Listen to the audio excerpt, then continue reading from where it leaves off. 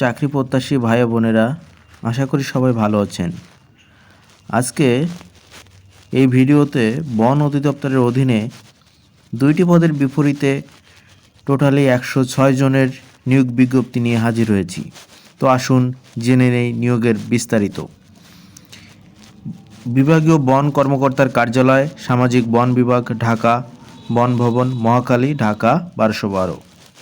পরিবেশ, বন ও জলবায়ু পরিবর্তন মন্ত্রণালয়ের আওতাধীন বন অধিদপ্তরের রাজস্ব খাতভুক্ত নিম্নোক্ত শূন্যপদ সময়ে সম্পূর্ণ অস্থায়ী ভিত্তিতে নিয়োগের জন্য বাংলাদেশি প্রকৃত নাগরিকদের নিকট হতে নিম্নবর্ণিত শর্ত সাপেক্ষে cfcc.teletalk.com.bd ওয়েবসাইটে অনলাইনে দরখাস্ত আহ্বান করা যাচ্ছে।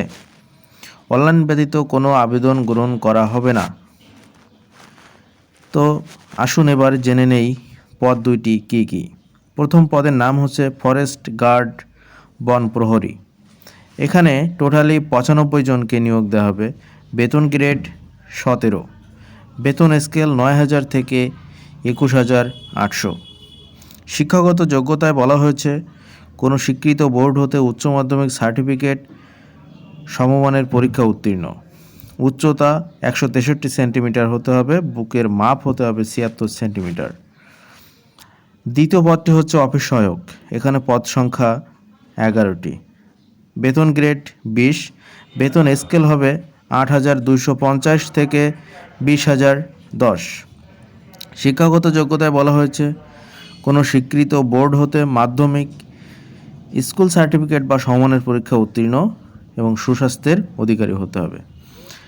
যে সকল জেলার প্রার্থী আবেদন করতে পারবেন, অর্থাৎ কারা কারা এই 2টি পদে আবেদন করতে পারবেন তাদের বিবরণ আসুন জেনে নেই।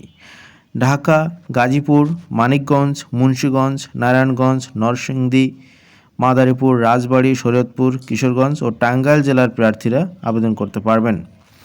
তবে এতিম ও শারীরিক প্রতিবন্ধী কোটায় ঢাকা বিভাগের সকল জেলার প্রার্থী আবেদন করতে পারবেন।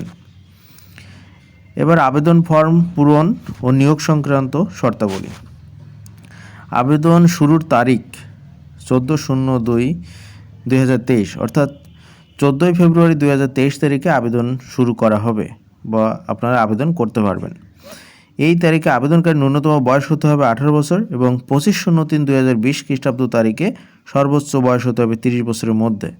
তবে 25/03/2020 খ্রিস্টাব্দ তারিখে মুক্তিযোদ্ধা বা শহীদ মুক্তিযোদ্ধাদের পুত্র, কন্যা ও শারীরিক প্রতিবন্ধীদের সর্বোচ্চ বয়স 32 বছরের মধ্যে এবং মুক্তিযোদ্ধা বা শহীদ মুক্তিযোদ্ধাদের পুত্র কন্যাদের বয়স 30 বছরের মধ্যে হতে হবে।